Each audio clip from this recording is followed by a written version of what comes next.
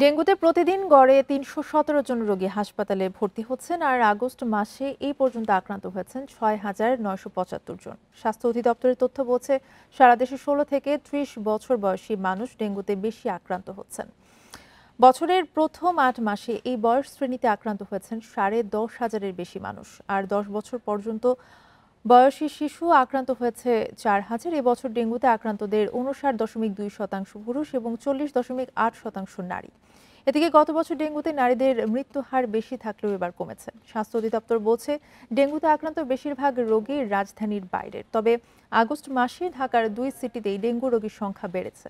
এ পর্যন্ত মৃত্যু হয়েছে ১১০ জনের। চলতি বছর ডেঙ্গুতে মোট আক্রান্ত ২৭,৯৫৫ জন।